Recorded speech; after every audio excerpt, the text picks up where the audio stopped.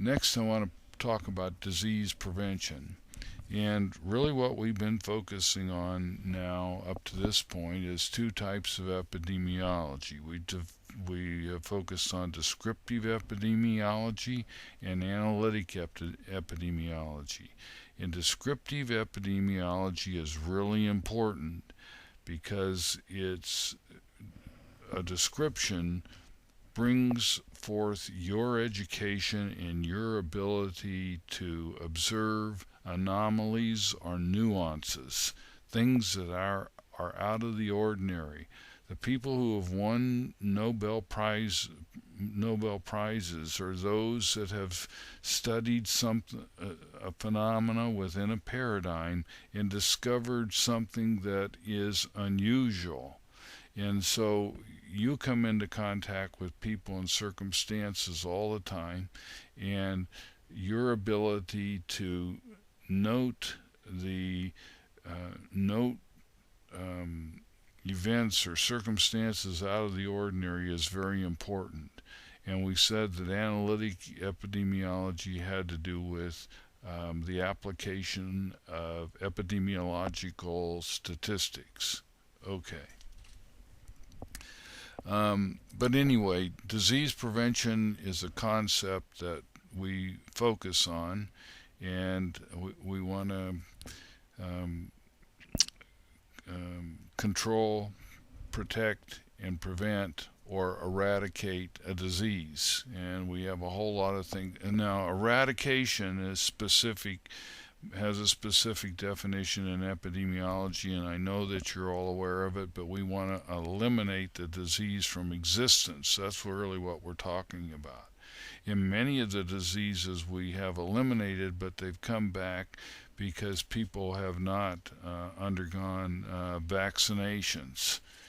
And I remember very well that occurring with polio in the 60s. We had the Salk vaccine, and we would meet in groups and communities, and they would put the Salk vaccine on a sugar cube, and you would eat the sugar cube, and they would give you orange juice, and away you would go. And the number of people that limped, if you will, thereafter, or had serious problems as a result of that disease disappeared. So polio was really influenced greatly. Now I want to cover the levels of disease prevention, and most of you know about this. And I'm going to also introduce to you a term so you won't forget these. And epidemiologists still think in this way, and public health is still organized according to this kind of treatment schema. So when we talk about primary prevention, we want to stop the disease before it happens. Secondary, we want to keep it from getting worse once you have it. And tertiary, you've got it, and we're trying to do something to um, uh, make to rehabilitate you, to make you stronger as a result of having it. You might think about cardiac rehab, for example. Now, I want to make comments here, and they may be unpleasant, but what we've noticed in the past is that the majority of the money in this country is still spent on tertiary prevention and the leading causes of death. Now, I want to be clear here that that yes, we ought to be focusing on the leading causes of death, and it's very important that we have interventions and treatments for those. But as you well know, when we're focusing on the leading causes of death, those treatments are very expensive and costly. And you've got to wonder in the present economy and the future whether we can continue to afford to provide expensive treatments. There needs to be a shift that goes on. There needs to be a dramatic shift that occurs because of the cost of medicine, because we simply won't be able to afford um, to provide these kinds of elaborate and expensive medical procedures. Now, our recommendation in public health is to shift toward primary prevention. Now, that may not be inexpensive either. I mean, we don't have the final answer on that either, but the shift would be toward immunizations and therapeutic interventions before something begins to develop. And you can think of numerous ways, and I'll try to provide some examples for you to help you think about it further. But and what we're anticipating is that over time, if not immediately, there be a dramatic reduction in healthcare costs, and we need to shift the responsibility for health and quality of life to the individual and away from the healthcare provider. Now, that's a big assumption, and there's all kinds of factors that we would have to take into account. We've got health literacy, we've got differences in language. That would be a concerted effort in order to make the information consumable and for people to begin to alter their behaviors. And some of them, as we talked about, are sociologically and culturally bound. We know in the South, for example, that we've got a lot of obesity and diabetes and whatnot because of high-fat diets. So this would not be an easy task, but we have models that have already been developed that where we could begin to focus on changing the nation as a whole if we spent more of our time on primary prevention. And that's why I think it's so important for all of us to have this focus. Now, please don't misunderstand. Do I think there's a place for tertiary prevention? Absolutely. If I've got something wrong with me, I want to go to the best and highest quality medical facility I can that's going to help me with the problem that I'm coming in with. So I'm not saying that it's unnecessary. I'm just saying that it's overused, and you all have plenty of examples of this service being overused. And when we think about people going into emergency care and the issues surrounding that and are immense, and I won't go into that at this juncture, but I know you're well aware of that. I think the shift is beginning to occur in this country, especially when we focus on longevity and quality of life. But is it occurring rapidly enough? I don't think so. I also want to mention to you that that in regards to public health, it is the number one employable opportunity in the country. What's occurred over the years is we've taken people who have had no background in public health, and we have filled positions in county and state public health. We have filled county and state public health positions with people who have had no background or training. And of course, public health has gotten a bad name. Now, as you know, public health agencies are undergoing evaluations, and we have a lot more people who have backgrounds in that area. So I think you can see that there's going to be a change in focus about career options. And I know you would agree that we need qualified people in all of these areas in primary, secondary, and tertiary prevention, but public health has not had qualified people.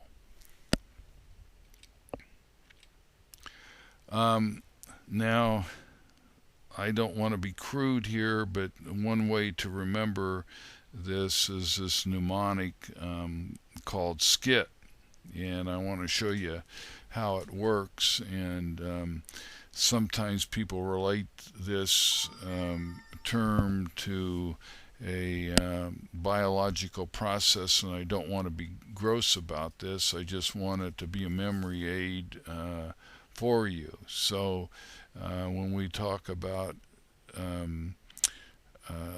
SKIT, sometimes it gets associated with the avoiding of waste in terms of the human body.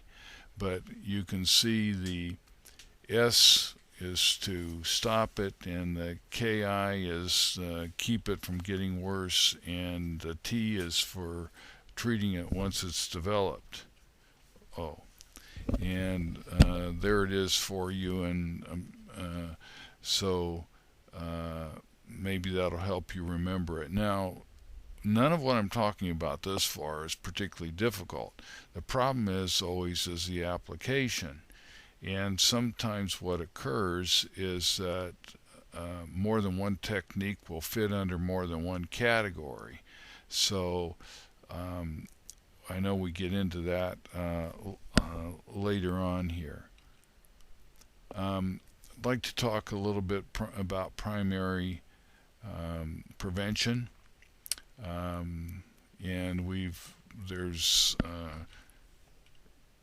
there are examples of it, and if we were going to talk about from the standpoint, public health is made up of four primary intervention methods, or categories, I would say.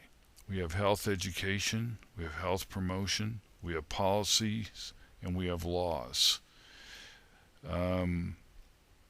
But if we were going to look at it just simply from a health education and health promotion interventions, what we might do is focus on healthy eating, exercise, getting enough and quality sleep, brushing your teeth often and well, flossing, which I hear most people hate and don't like to do, even though it's a relatively simple procedure. Select a toothpaste for certain purposes that have the appropriate reach for the size of your mouth, etc. Crest Pro Health for gum protection, for example, gingivitis, proper nutrition, reduction of stress. We now know that stress actually eats part of the brain. Elimination of smoking and smoking products, overconsumption of alcohol, homicides among youth, injuries. We have bullying as a major concern and topic, so we have a lot of issues that in a lot of ways that where we could introduce primary prevention strategies. These priorities are published by the CDC and other government agencies. Now, I also want to talk about environmental disease-causing agents, because I don't want to focus just on health education. I mean, you could look at this from another standpoint. You can look at it from a variety of standpoints. The quality of our drinking water, that's been a problem since 400 BC and Hippocrates. Drinking water, I never thought that I would be buying water in a plastic bottle and paying the amount that I am. In some cases, the quality of purification of that water is not very good. You're not getting your money's worth. and that's a whole separate topic, and something that you might want to research in terms of recommending which bottles or which companies that one ought to buy for. We still have tanning booths, and we need to be staying away from UV rays. Now, we have an occupational problem. We have many concerns about the inhalation of toxic particles such as coal mines. Um, and in our environment, we are worried about carbon monoxide and other toxics produced by plants. If you look at any area, there's usually toxic waste in the area. We have another issue in terms of being in an occupational setting related to noise pollution, and again, as I mentioned, exposure to toxic materials. Um, Fluoridation. Fluoridation varies by nation and whether people of certain ages need it or not. And so it really involves policies and politics and laws. For example, the ideal for youth who are still developing, and the development concept is from probably 0 to 24, 25 years of age. Those people should receive fluoridation. Now, 4 parts per million is about the maximum dose that an individual should receive prior to their teeth turning brown. In some parts of Texas, there is higher fluoridation in the water that's greater than 4 in the individual's teeth turn brown. Now, let me also say about that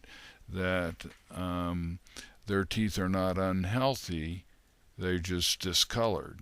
So they wouldn't have the Pepsodent smile, but they would still have strong and healthy teeth. It does not seem to cause erosion or problems.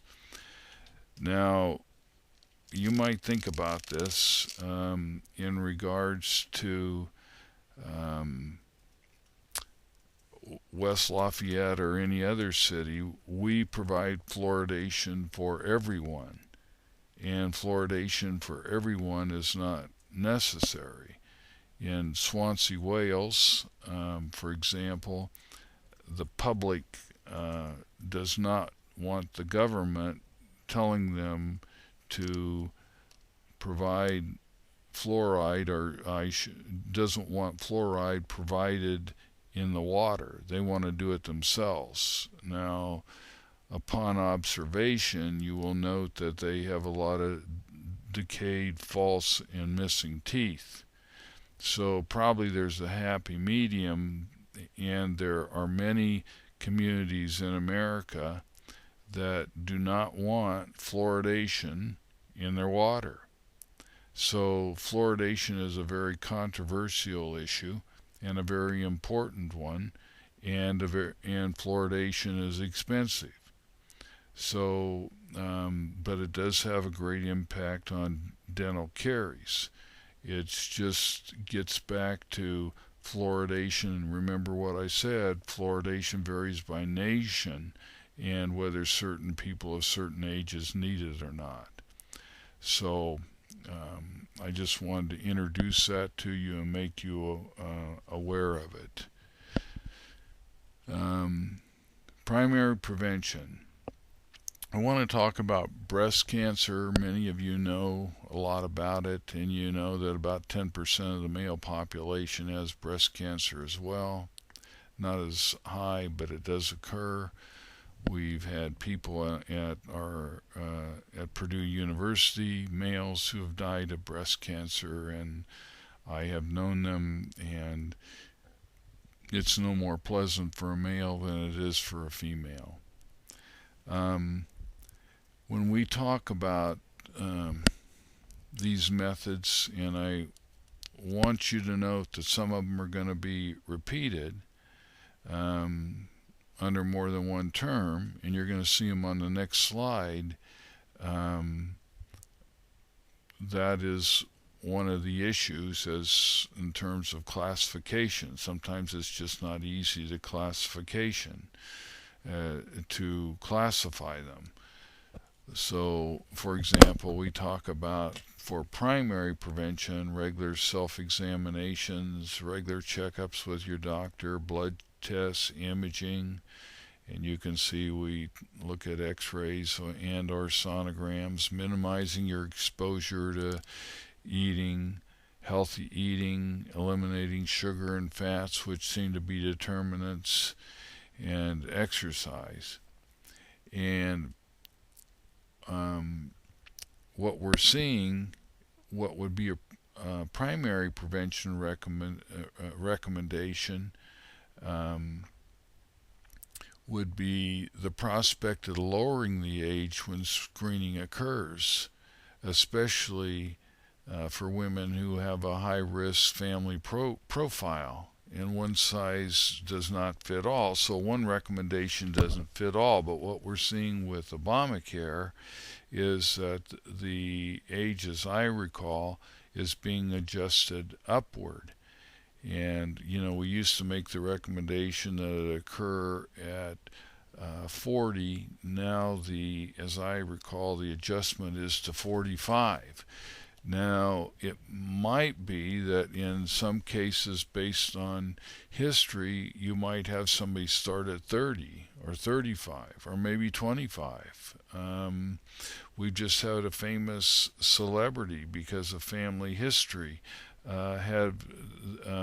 She had a total mastectomy of both breasts. And those kinds of things can be considered, and I don't want to comment on that. That's not my role here. I'm just talking about primary prevention methods, and that might be one. The take-home message is to take family history into account and to take action. And we need to be studying the situation, in my opinion, based on family history.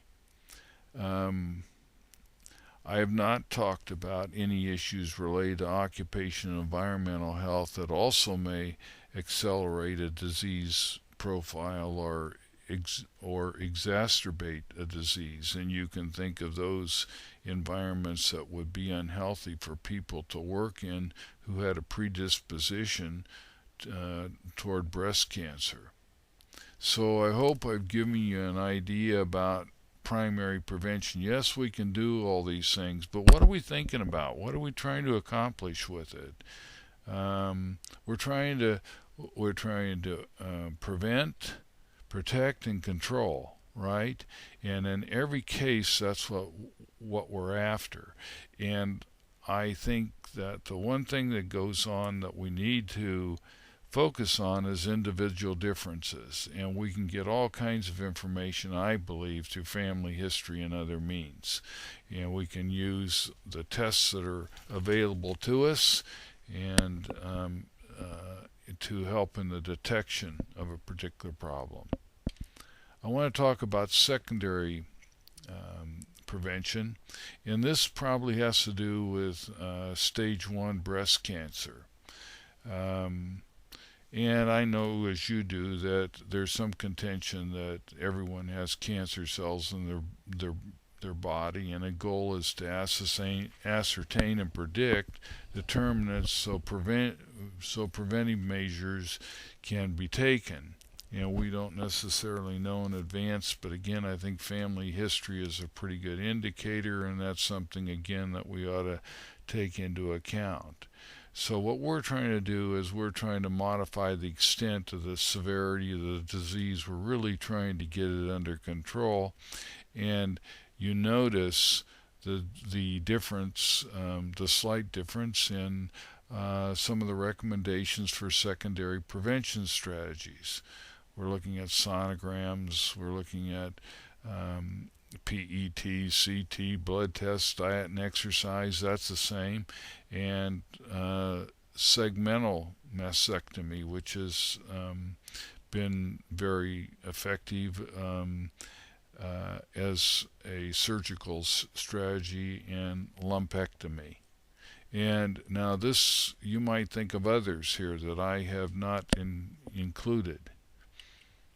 Now, this talks about secondary prevention, um, and what I would like to have you focus on is what do you observe? In looking at this, just looking at this graphic together, um, what do we notice? And this is a trend. We're looking at frequency. We're looking at it over time. And what do you what are the observations that you make? Well, one of them, let's start together if you would. Data in 1987 are incomplete. We don't have information about some populations or some subpopulations, right? So uh, that's a shortcoming of this. And I want you to notice we're talking about mammograms, and if we look at it, no group, no ethnic group reaches 100%. None of them reach 100%. The highest percentages are about two-thirds to three-quarters. So if mammograms are good, we've got a certain segment of the population that we are not reaching. So that's another factor that we ought to take into account. All groups for which we have data have made progress in receiving mammograms, right? If you begin to look at the comparison of the charts, you can see, especially in 2003, we have an increase in those. Sometimes it's only slight, but we have an increase in those who are receiving mammograms. And the population that seems, if I was going to ask you about preferred populations, which ones that you would focus on in terms of secondary prevention, what are those populations? So if I were going to look at this, I would probably say the lowest population would be, what would that be? That would be, well, it'd be Asians. Asians would be a population that it's a little hard to see here. Probably number one would be American Indians, although we have made progress in that area, and Asians. That would be another population of concern, and Hispanics. So the areas of greatest progress would be with whites and blacks, and we need to come to parity with the rest of these ethnic groups so that they're receiving um, mammograms as well. Um, Now, I know the order switches in here somewhat. The order switches, except in 1994. The data is incomplete in 1987 to make any sense of that, as I've mentioned before. So, but this is what I'm trying to do. I'm trying to demonstrate a couple of things. You're looking at trends of data, and that's something that you always want to do. And secondly, you're trying to identify a target population, and you can go through and probably do a better job of summary than I have just done for you. And then from that, those populations that are receiving less of a service, we want to increase those and we want to bring about parity. And the last point I'm trying to make is we're well below 100%.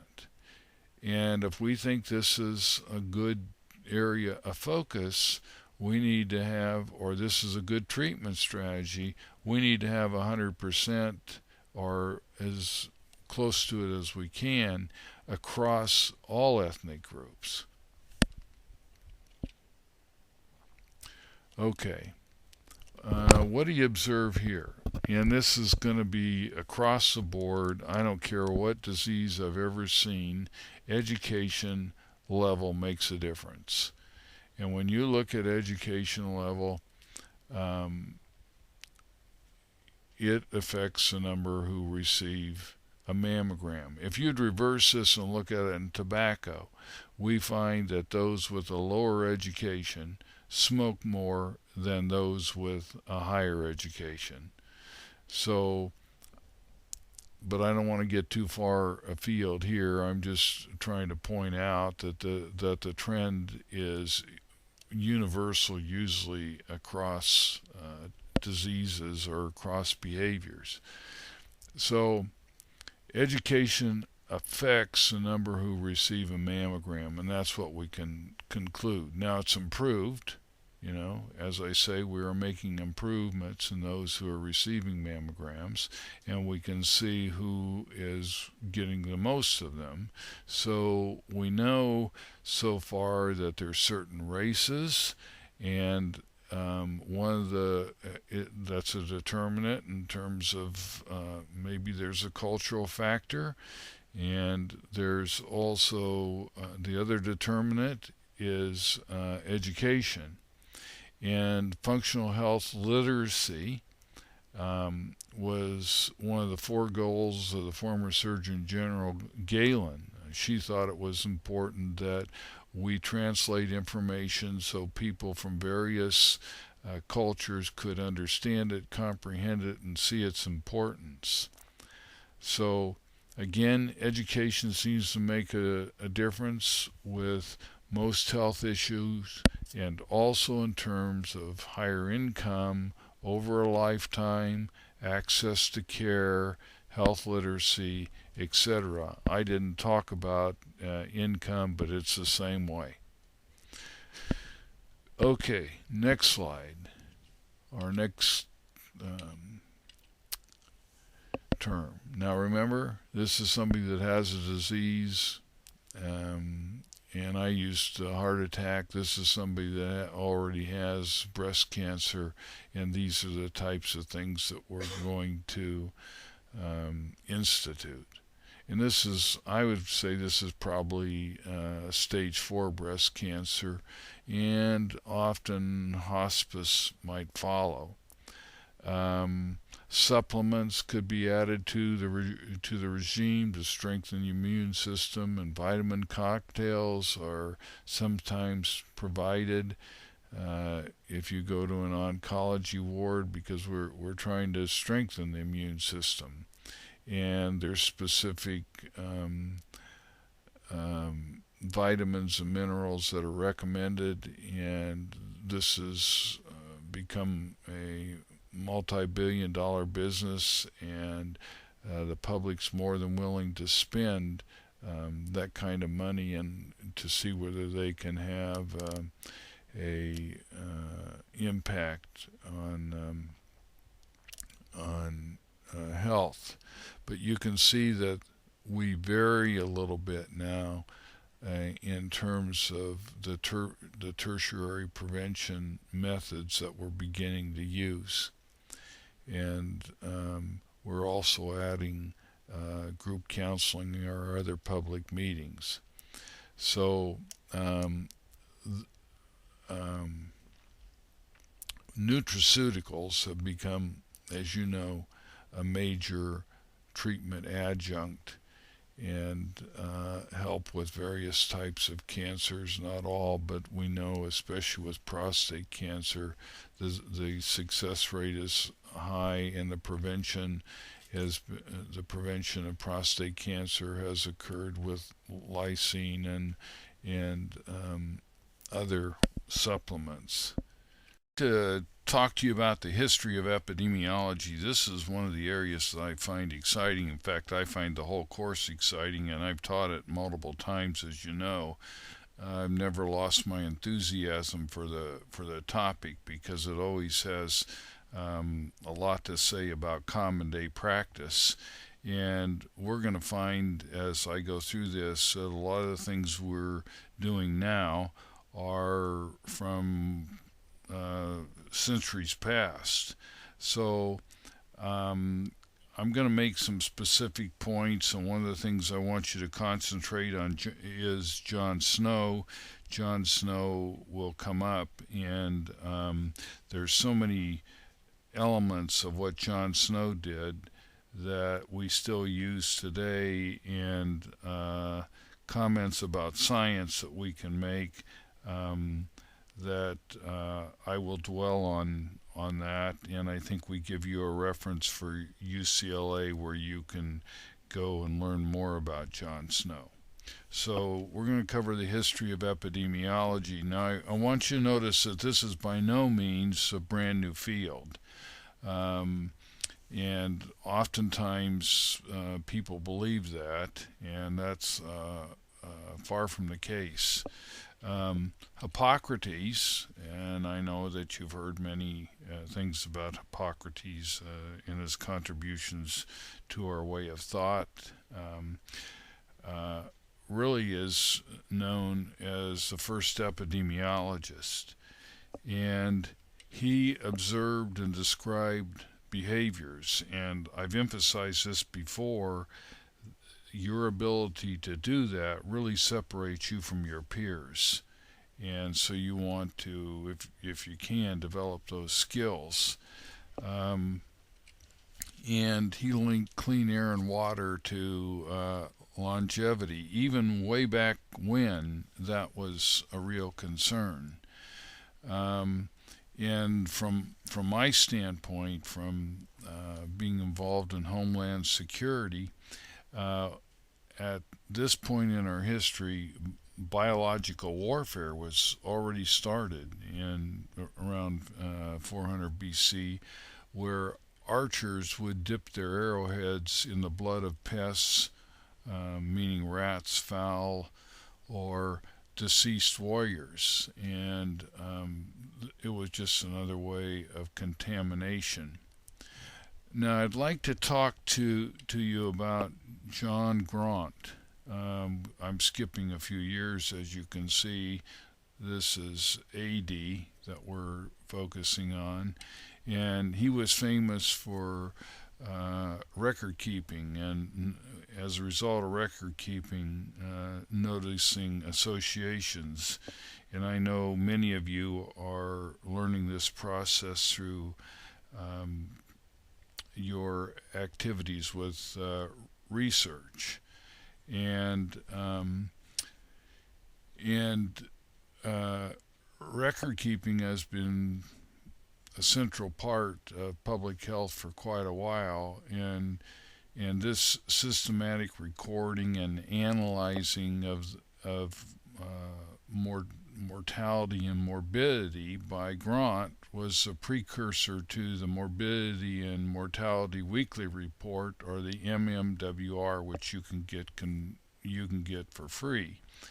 And just log on the internet and type in MMWR, or the Morbidity and Mortality Weekly Report.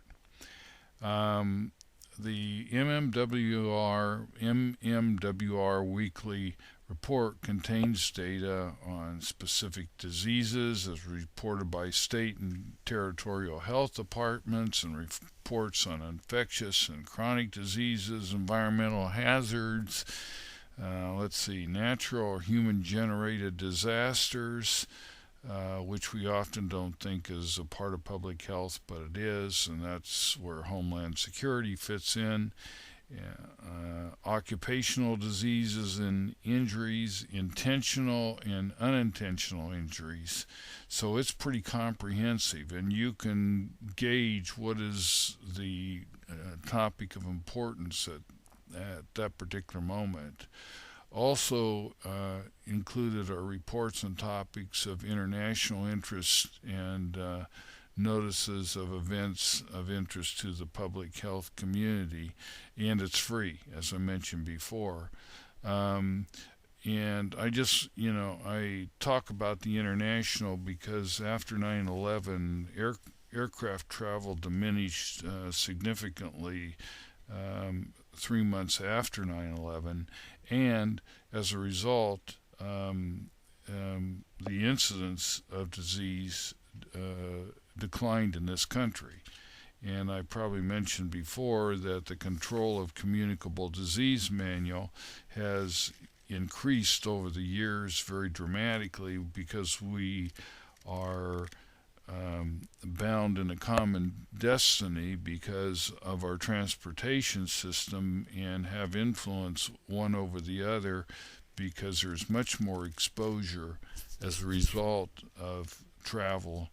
Um, and So I just want to make you aware of that. And also, there's an opportunity for prevention in terms of what you do during travel. I'm not going to focus on that. I'm going to focus on another element as we go along here. But Grant was famous for, and notice the word systematic recording and analyzing morbidity and mortality data. And you will find that we look at data by person, and you will be learning that through your projects, and you want the data in the same column or the same row depending on the software program that you use for data analyses. But he was already looking at the associations, the relationships, the correlations of morbidity and mortality because he was trying to look for determinants. Okay? Next, Grant developed the Bills of Mortality, which listed possible causes of death during the Black Plague. And remember, this was the Holocaust. And 25 million people throughout the world died. So this was an important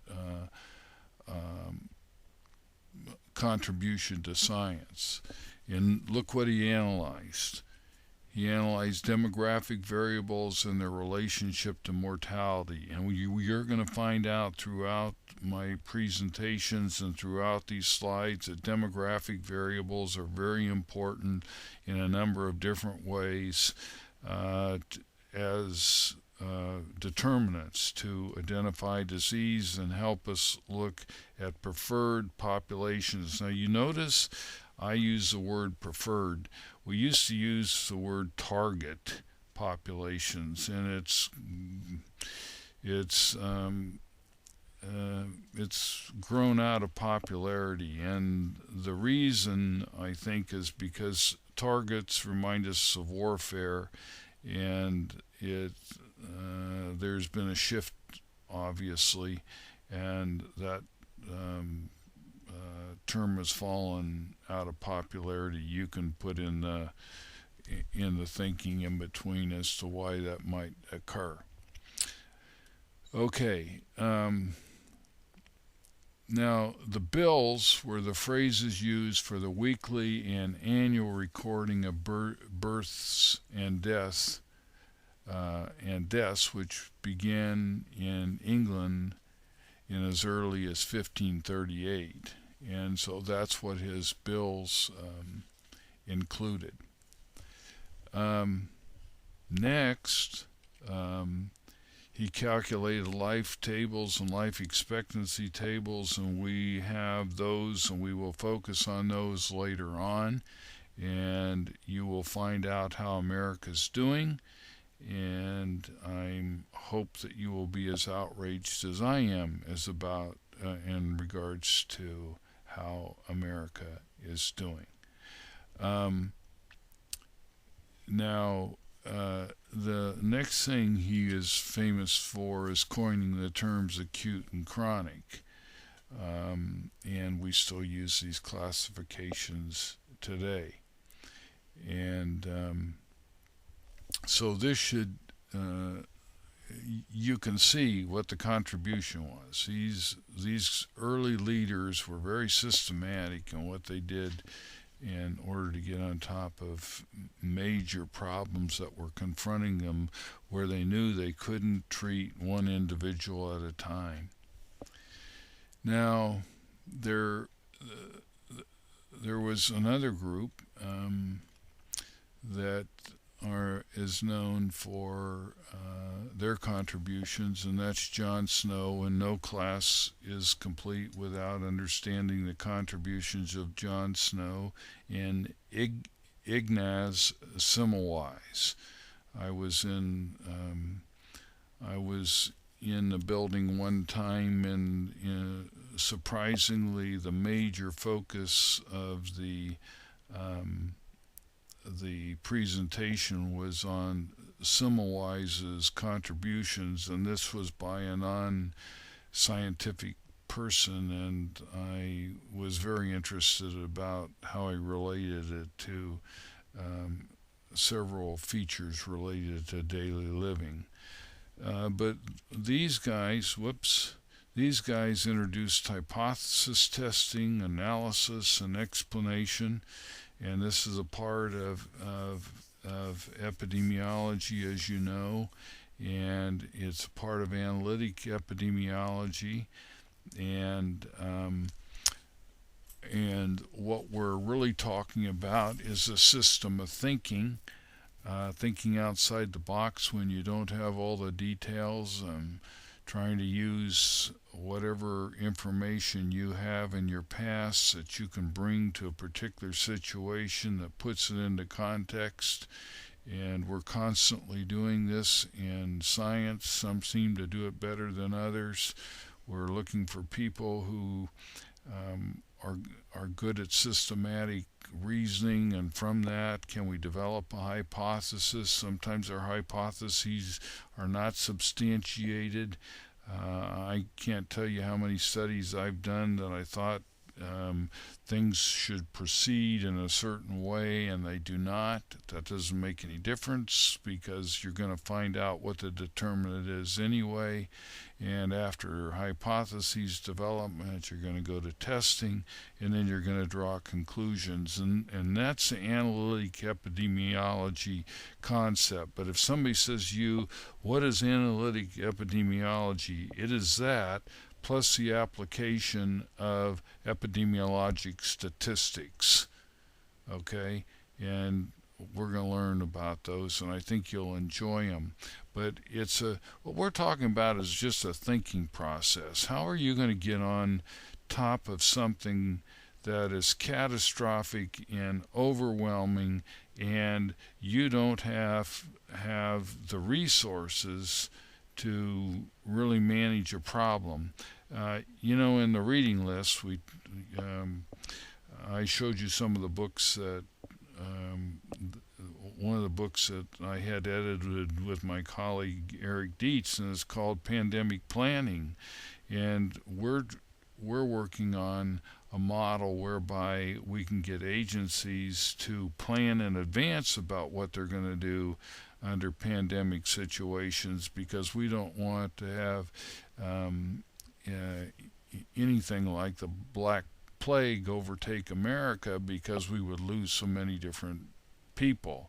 So, and we're starting on a second book on looking at events that are small, medium, and large, and what people ought to do in those circumstances as well. I don't want to go too much into that, but anyway, we're looking at the founders of modern epidemiology. Snow is just an enigma. I mean, he's an unusual guy. He was an English physician. He was a founder of anesthesiology, which, when you look at what he did in relationship to being the founder of anesthesiology, it's just really fascinating.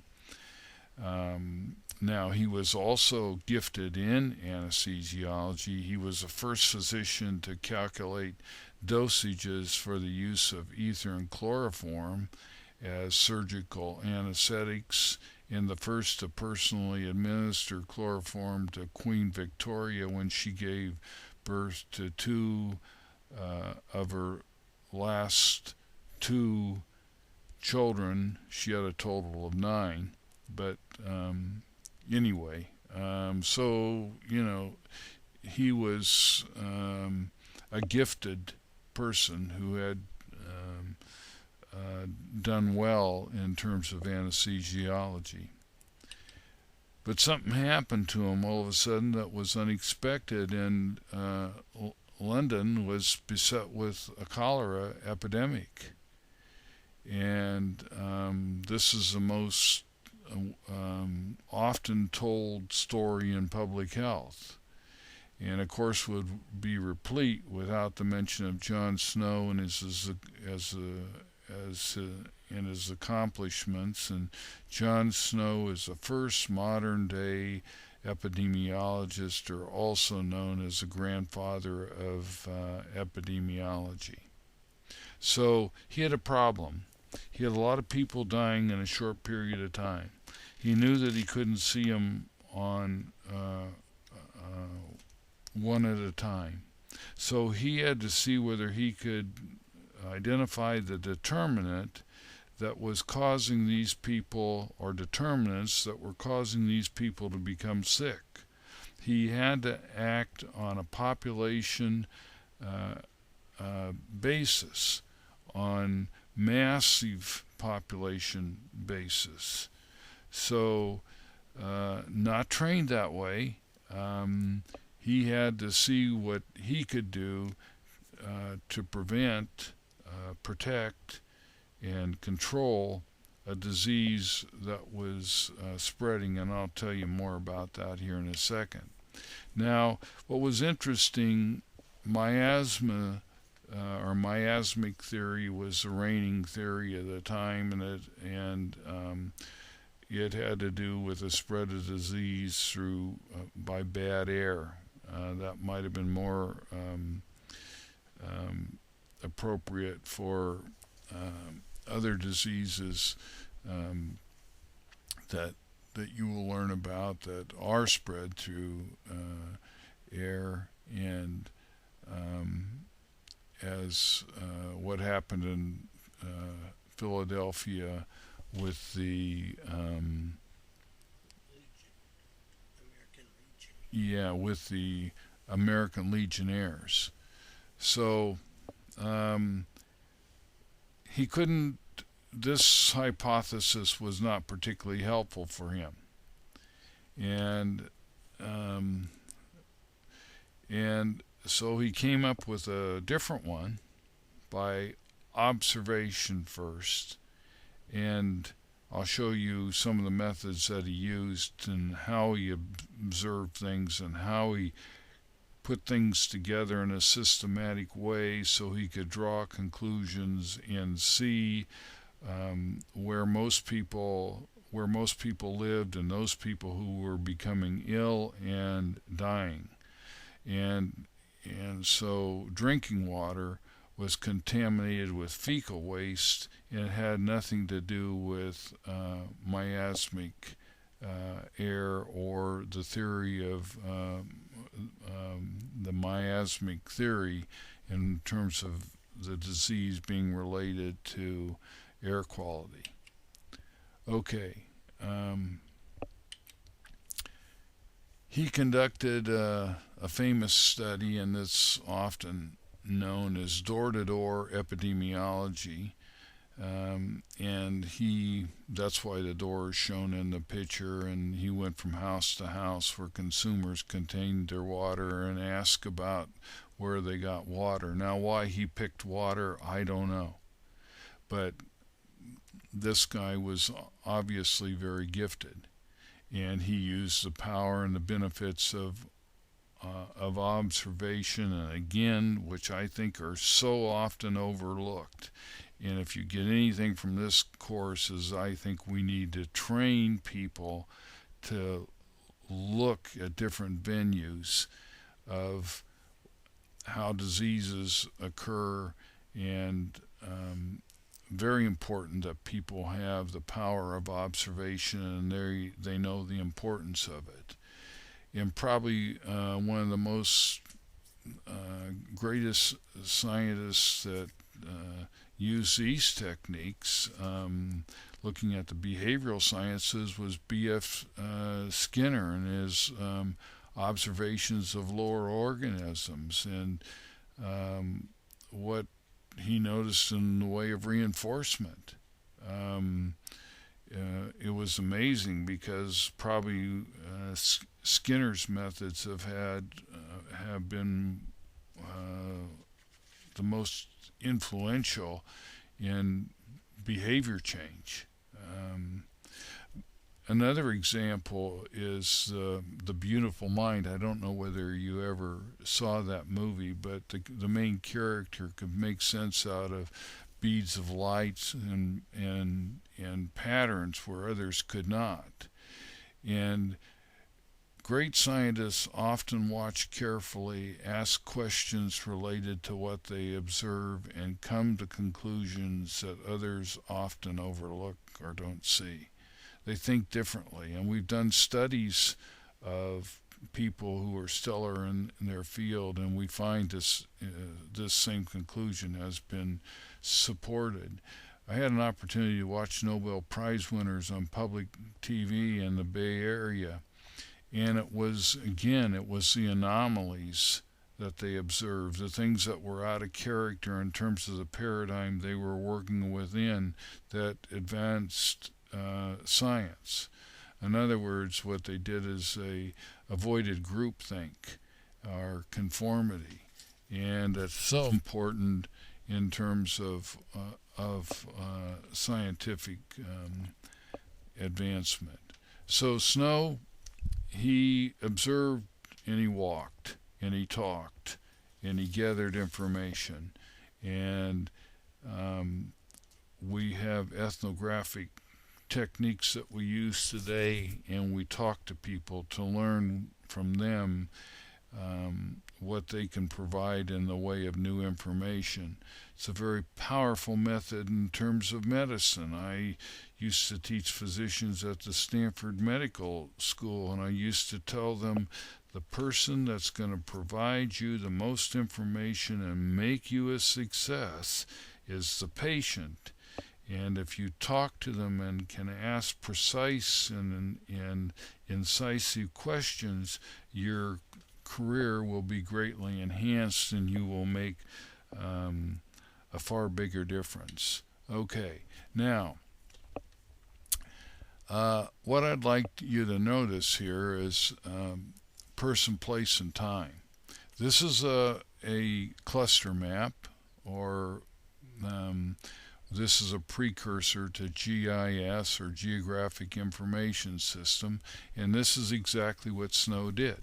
He used little red dots and he plotted where the deaths were occurring, and the water companies, there were a couple of them, and I don't want to go into those because I'd like you to read about them, and found out that more deaths were coming from one water company than another. And he looked at the person variables, approximate distribution of effective residents, where did it occur, place, and when, 1855. And this area of the city was called Soho, London. And Soho is an interesting part of London today because it's where sex workers and the sex industry goes on. But anyway, that's a different story. And I want to show you what he was confronting. The number of deaths. He had approximately 500 deaths within 10 days. And the population at risk was huge. So he knew he had to get this problem under control. Now, this is called a common source epidemic. Here is a common source. All right? Everybody was drinking from this particular well. And so the well is a common source. And what did Snow do? I mean, after you notice this distribution, what did he do? Well, first off, he resisted treating one person at a time. He just simply couldn't do it. He was overwhelmed. He turned his back on his medical training, not entirely, but mostly. Obviously, he was an anesthesiologist. He used record keeping and analytic epidemiology. He worked among the people. He didn't separate himself from them. He rejected miasmic theory, which was probably a very courageous thing to do because it was a common belief of the time. And that theory remained dominant far after his death. He used cluster mapping to plot cases or geographic information systems. We still do that. I know I was involved in the syphilis problem in Marion County, and we were number one in syphilis at one time, and we used a GIS system so we could look at, we went to the jails and to the sex workers, and we also looked at the neighborhoods where the problems were occurring most. Snow used the simplest intervention that worked. He used Occam's razor, which is a principle of parsimony. And I'll tell you about what he did to get this problem to stop. But he was criticized for that too. He's criticized for everything he did, actually. This is no different than pioneers in science today. It hasn't changed any. He stood firm and was not swayed by the criticism he received from his colleagues. They thought he was a buffoon. He was uninformed. He broke with the norms of convention. And unfortunately, but it did occur, he was vindicated some 30 or 40 years after his death when Koch identified the determinant of cholera as bacteria. So oftentimes people who make significant contributions aren't revered, or they're not revered very soon, and often they're not revered during their lifetime. And I can tell you other instances of people that I have known that have made significant differences to science, and their work and actions are claimed by others who came after them and made the same discovery. Well, anyway, here's a slide about vibrio cholera and what it looks like, and I thought that might be interesting for you to see. And again, remember the prevailing theory was miasmic or bad air, and that was the determinant of cholera. And scientists believed this for 30 years, even after, well, let me say it differently. Scientists believed that bad air or miasmic theory was the cause of cholera far after Koch had proven them wrong, and that it was due to cholera, vibrio cholera. And Koch won the Nobel Prize for identifying the determinant. Okay. This is what went on, and I had an opportunity to visit the pump in Soho, London, and I'm standing next to it there. But in 1854, Snow concluded that the Broad Street water pump was the main source, or the common source, of cholera. Snow later removed the handle. See, this is what I'm talking about, parsimony, or Occam's razor, OCCAM''S, razor. And the epidemic ended. Now the problem was that his colleagues thought the the cholera was on its decline, so removing the pump handle really wasn't responsible for the changes that were observed. So they wouldn't even give him credit that way. Um, so the epidemic was already declining, so removal of the pump handle was viewed to be of little consequence. And what I want to share with you that if you contribute to science, you should expect criticism. And at the same time, it doesn't mean that you're incorrect. In fact, it may mean that you are ahead of your time. And success often comes with a price, and you may never get your just due before you are deceased. And I think that's just a real significant point. And so being a pioneer often comes with a cost. Now, close to here, and I don't think you can see it, is the John Snow pub. And it's off, I think it's back over in this area.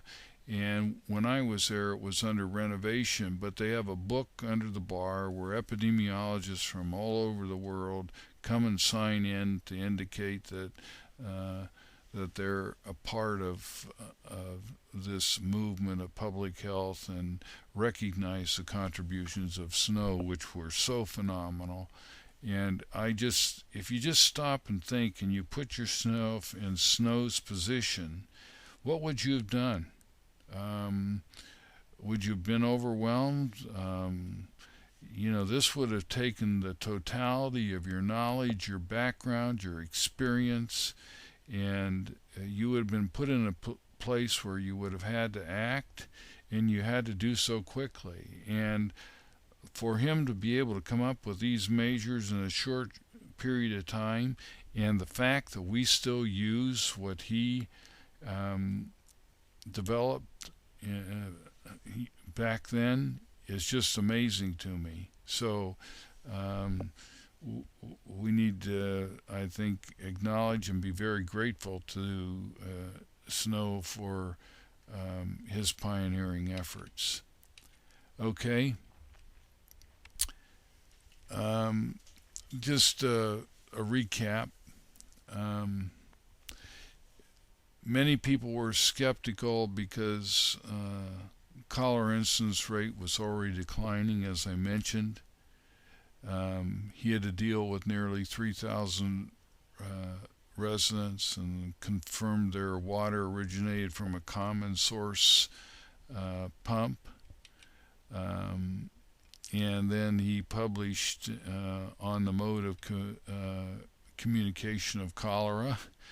And you had to make your mark early in life, that was for certain. Snow died in 1858, shortly after the epidemic, at age 45. This is a book that he wrote, and I'd just like you to notice the credentials of Snow. He was a distinguished physician. He was a fellow of 2 organizations and vice president of the Medical Association of London, so he was by no means a buffoon, but probably seen that way by his colleagues. They were very skeptical of him. Likely they dismissed his contributions as non-scientific and the fortunes of serendipity. They may not have seen him as particularly credible because he was trained as an anesthesiologist, although he was gifted in this area too, but he was engaged in public health. Now, this is the London Times in July 3rd, 1849.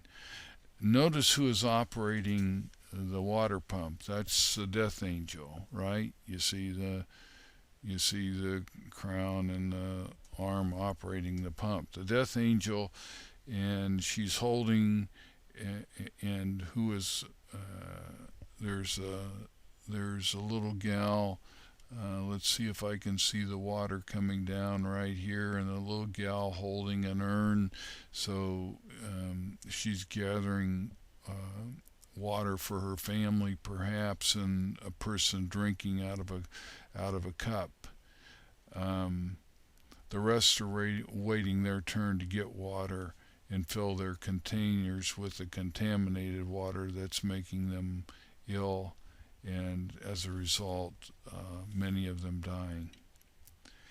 And if you get a chance, and I hope you do, go to the UCLA website and you can get the complete story about Jon Snow. Um, I think it's just wonderfully exciting. You know, all of us are looking for heroes, and um, it's devoted to his life and times. And you know, he was born in 1813 and died in 1858. Um, and you will learn about the Lambeth cholera epidemic. You'll learn about the contemporary history of bioterrorism and American anthrax outbreak of 2001 2001 also. Um, when you're home alone, you know, and you don't, you there's nothing good on television. I know that your time is busy, but go to this site rather than watching a movie. Um, this will be more than a movie, and I think you'll come away very enriched and excited about what this gentleman contributed. I want to talk about Robert Koch. Koch is a guy that's given credit. He's a German bacteriologist who discovered cholera and vindicated Snow. Um, but again, Snow's colleagues didn't change their mind. They were convinced it was miasmic theory. There's a couple of philosophers of science that I'd like to talk to you about, Karl Popper and Thomas Kuhn. And I think this still goes on today, and this is why I bring it up to you. Kuhn thought that science advanced when the old guard died off, and not because of new information, which I think is really fascinating, and I think that often occurs. And you know, we don't have best practices in medicine. I sat next to a traveling nurse. She worked in a children's oncology ward, and she says it was amazing. She'd worked 3 months in a given location, traveled to another one, about how much variation there was in treatment for the same disease. So obviously science doesn't always catch up, and the practices aren't very similar in terms of how we go about treating something. But anyway, let me go back to Kuhn and Popper. Okay, so Kuhn, he says, well, when the old guard dies off, when the old guys are gone and they no longer can influence thought, then a change occurs. Karl Popper, his idea was we're obligated to attack the problem at the heart. In other words, let's develop the most critical tests that we can so we can move science as quickly as possible. I mentioned that Koch won the Nobel Prize for his knowledge of biology and the mode of transmission, and he developed procedures for preventing and controlling cholera epidemics. Ignaz Semmelweis improved hospital. Now he was working in a maternity ward at a general hospital in Vienna. I think this is really interesting. In puerperal causes, or childbirth fever, killed 50% of the mothers in the general hospital. So this is what they were confronted with. And the death rate was 3 times higher in wards staffed by medical students. Now, as I mentioned, puerperal means related or caused by childbirth, and here's another person that lived a short time. He lived 47 years. Now, I don't want you to think that the longevity is just short, was just short in um, prior centuries.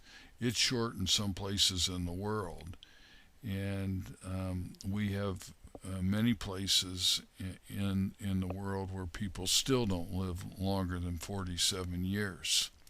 So, um, okay. Here's his hypothesis. Students should not wash hands after working with cadavers or patients. So this is what the medical students didn't do. Now what we're doing is we're looking at the analytic process again. So he had a test. Soak hands in chlorinated lime solution before they delivered babies.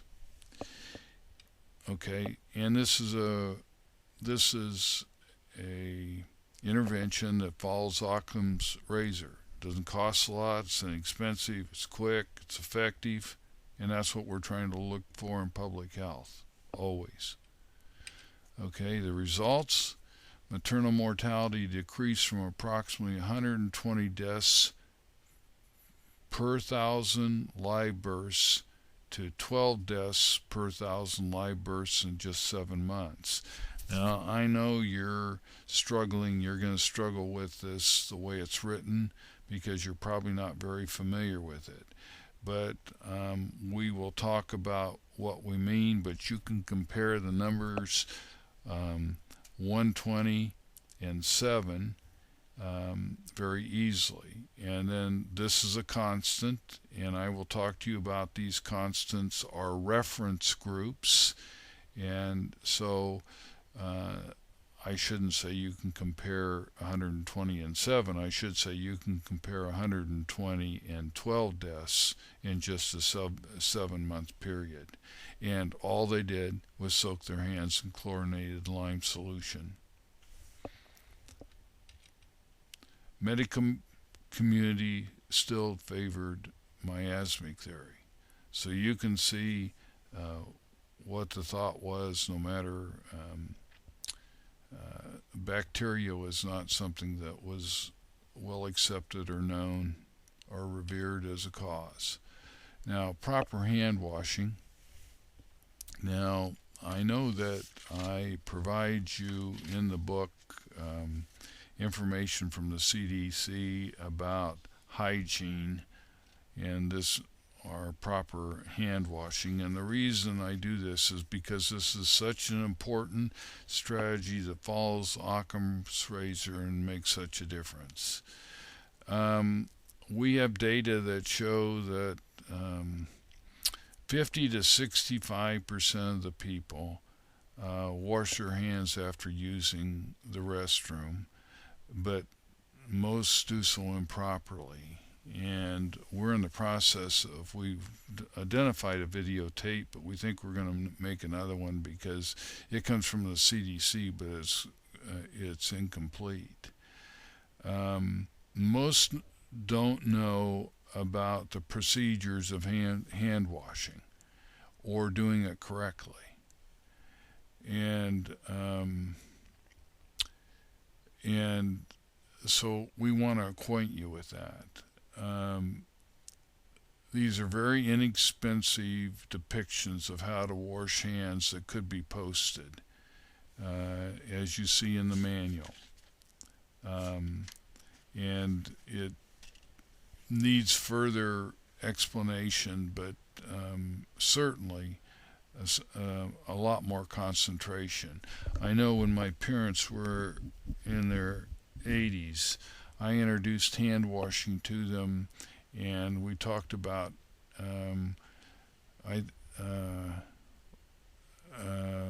and when they should wash their hands and how they should wash their hands, and their disease incidence went down by 70% because we grafted.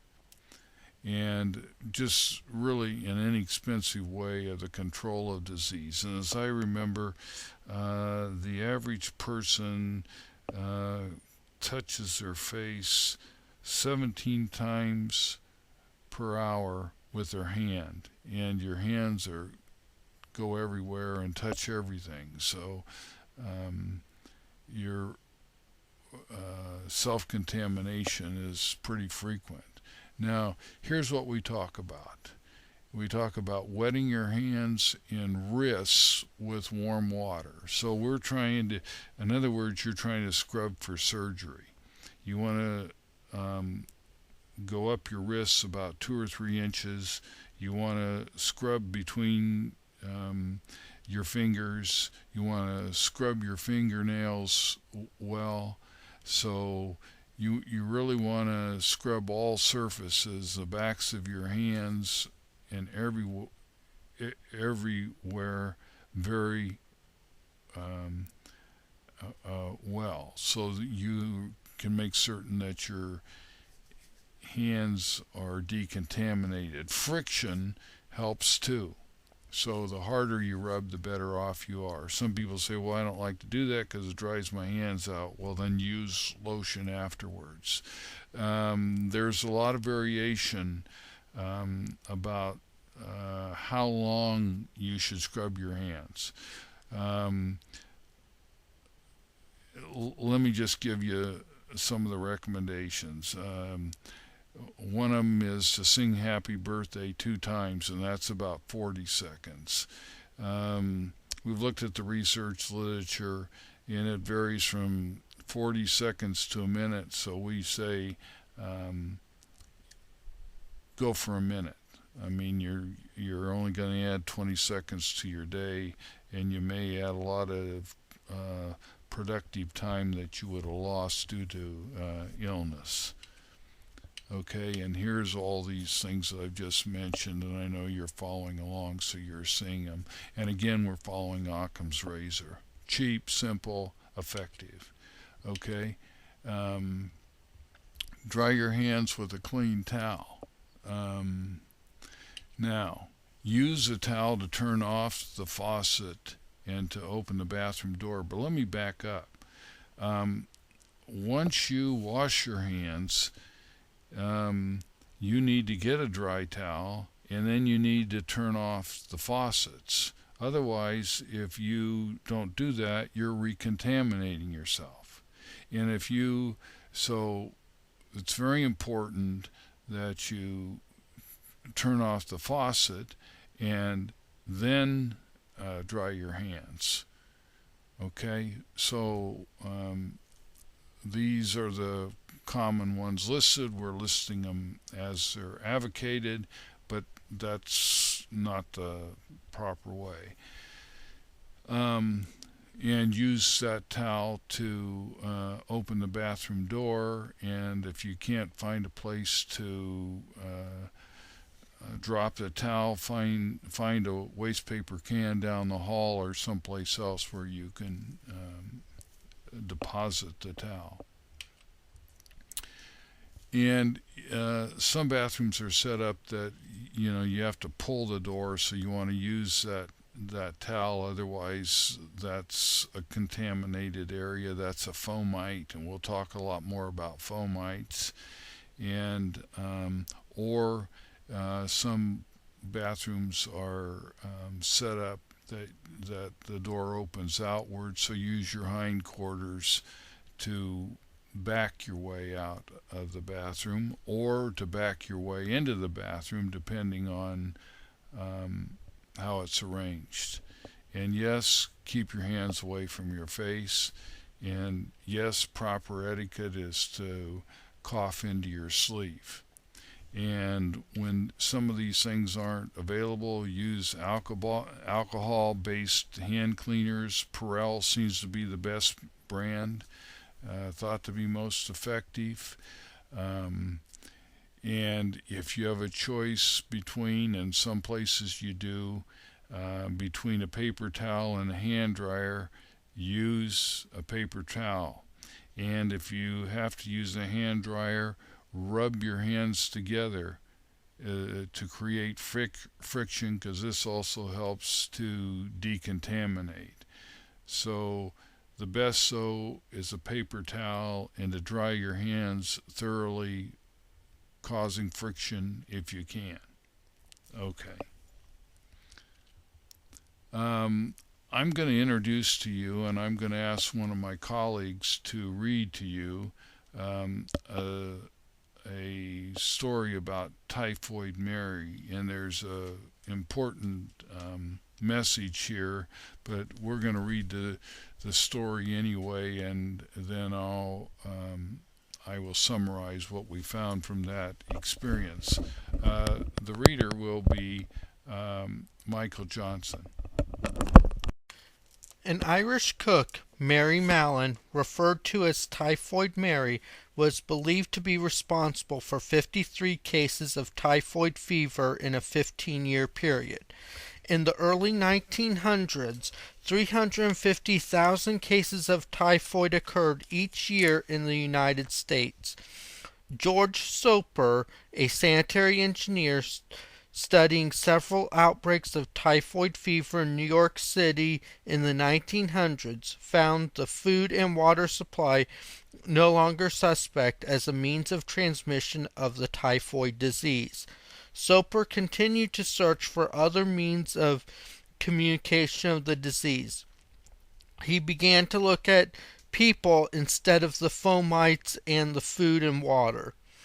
He discovered that Mary Mallon had served as a cook in many homes that became typhoid stricken. The disease always seemed to follow but never preceded her employment. Bacteriological examination of Mary Mallon's feces showed that she was a chronic carrier of typhoid. Mary seemed to sense that she was giving people sickness because when typhoid appeared, she would leave with no forwarding address. Mary Mallon illustrated the importance of concern over the chronic typhoid carrier causing and spreading typhoid fever. Like 20% of all typhoid carriers, Mary suffered no illness from the disease. Epidemiological investigations have shown that carriers might be overlooked if epidemiological searches are limited to the water, food, and those with a history of the disease.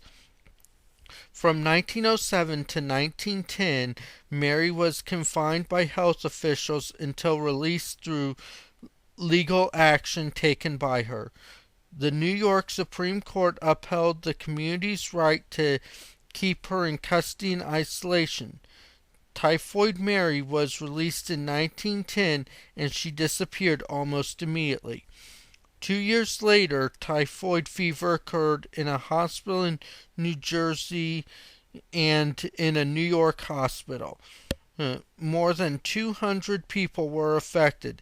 It was discovered that Typhoid Mary had worked at both hospitals as a cook, but under a different name.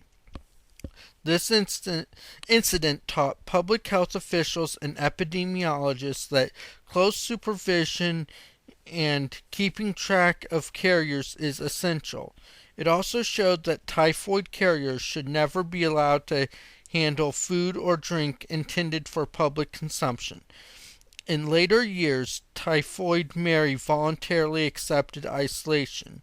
Should she have wished, Mary could have had her gallbladder removed, which provides a cure in 60% of all typhoid carriers. Typhoid Mary died at age 70.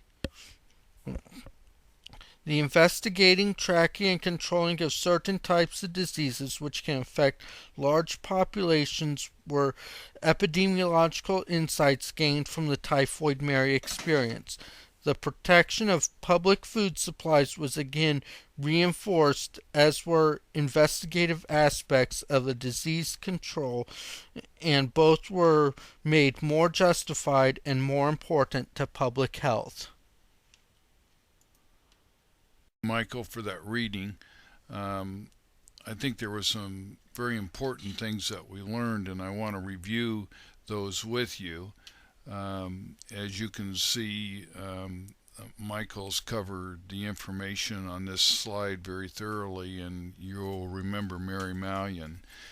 Um, and I also wanted to add that in the early 1900s there was 350,000 cases of typhoid per year, and 20% of all of those with typhoid fever were carriers. And one of the most important things that came out of this is that they quarantined Mary, and that was a new procedure that was used to safeguard the public. Found it important not to let such people handle food or drink intended for public consumption. An insight was the importance of investigating, tracking, and controlling certain types of diseases which can influence large populations. And another factor that I think that was significant that in this reading was that the removal of the gallbladder provides a cure in 60% of the cases. Typhoid Mary is an example of a term that you will be learning more about, and that's a false negative, someone who really has a disease but tests negative. So they can have a very profound effect on the spread of disease. I want to go on with the history of public health. I mean, it's very interesting, and you'll find that a lot of things aren't particularly new, and that we've utilized them for years. And um, now, the first significant event, one of those that I'm drawing on, and I could draw on any number. There are multiple ones available that I think are just absolutely interesting. The Massachusetts and Plymouth colonies in 1639 mandated the use of vital statistics. And I think we've talked about vital statistics before, so you ought to be able to think about them very quick and have them memorized at this point. But we mean anything from birth to death, or any event, major event in your life where you get a certificate. So you get a birth certificate, you get a marriage certificate, you get a separation certificate, and legal separation is recognized in most states, including in Indiana. The only 7 states that don't allow a legal separation are Delaware, Florida, Georgia, Idaho, Mississippi, Pennsylvania, and Texas. And a legal separation is when a married couple makes a binding agreement about how to manage their affairs and assets while living apart, but do not get a divorce. And then you get a divorce decree or certificate, and you get a death certificate. Okay? So vital statistics became a central part of the recording system and vital to public health. Now, quarantine, we know, was executed with Mary Mallon, but legislation was passed as early as 1701 in regards to smallpox patients. Quarantine was major because it signified government intervention regarding illness. Restraints were placed on ill people, and this was quite a change in terms of the government involvement in health and safety. England still has ill feelings about involvement by the government for any reason in health, and one of those is with fluoridation. Um, Now, look at this. It wasn't until 1842 that we really talked about health promotion and disease prevention, so that's not a new term at all. I can remember that health promotion and disease prevention were new terms on the Purdue campus in 1982. Um, there were six of us who initiated the first program section called Health Promotion and Disease Prevention under the leadership of Roger Seehafer, who's now an emeritus faculty member. And I sort of laugh because the concept only took 140 years to come to Purdue, and we were one of the first programs in the nation that instituted the utilization of those terms and identifying a program that talked about those um, principles. And what I'm trying to get across is time delay is not unusual in science. Scientists and artists often have more acclaim after they are deceased. I'd like to talk to you about it wasn't until the what 1850s that Shattuck wrote of the Massachusetts Sanitary Sanitary Commission, which marked the beginning of community health. The public health program here on this campus focuses on community health, and in that report, he emphasized the following, and you will notice that these are things that um,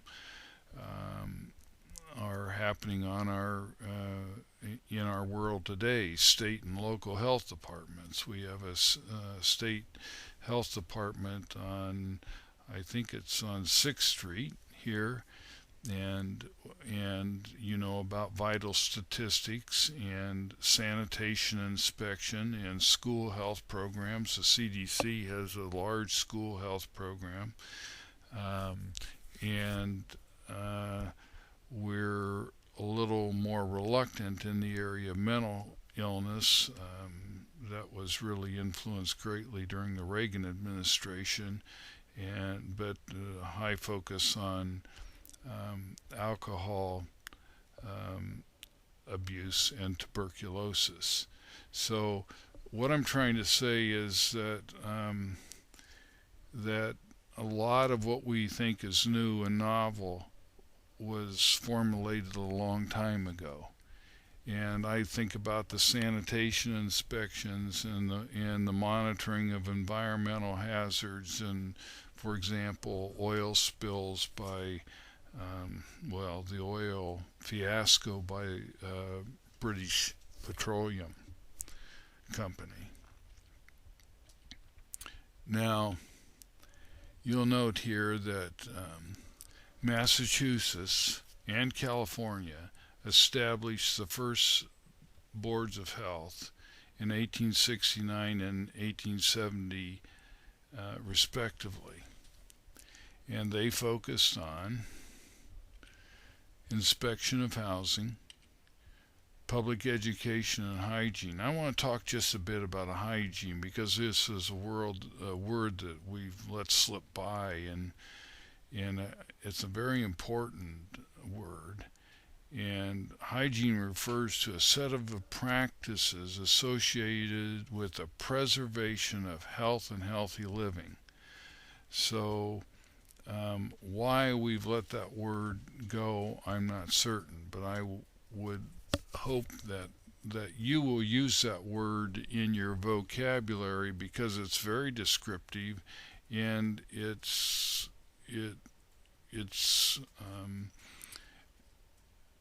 tells a story very well. Now, what else? We investigation of disease, and regulating slaughterhouses, and we talked about the transmission of animals transmission of disease from animals to humans. And we talked about monitoring prisons and health care for the poor. Well, we didn't really talk about monitoring prisons, but in health care for the poor. So um, this was a big change for to institute a board of health. Uh, there were not many. The problem was there were not many regulations, but a lot of responsibility.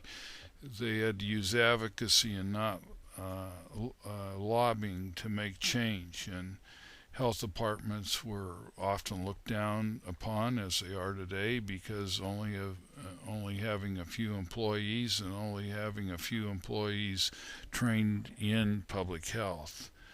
The Public Health Act of 1848, health boards came from England and Wales, and were initiated um, between 1848 to 1894 for rural areas, primarily in response to cholera epidemics.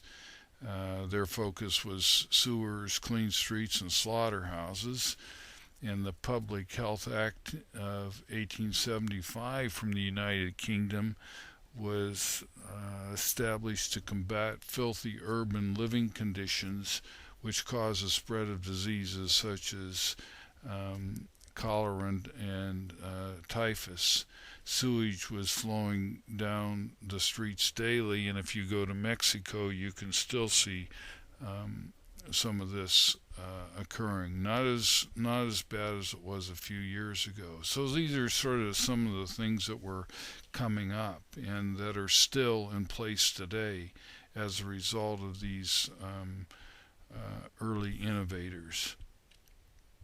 Now, I want to go into a more of modern day significant change in public health. Now you'll notice that in 1947 that statistics originated in Iowa after World War II. And there was a guy by the name of Sir Ronald A. Fisher. He was an Englishman educated at Cambridge who created modern statistics. And Iowa is, of course, a land grant institution, and they would divide crops up into quadrants, and they would use different methods to see whether one method would produce a better crop with fewer diseases and more produce or more production, and whether that was statistically significant from one plot to another.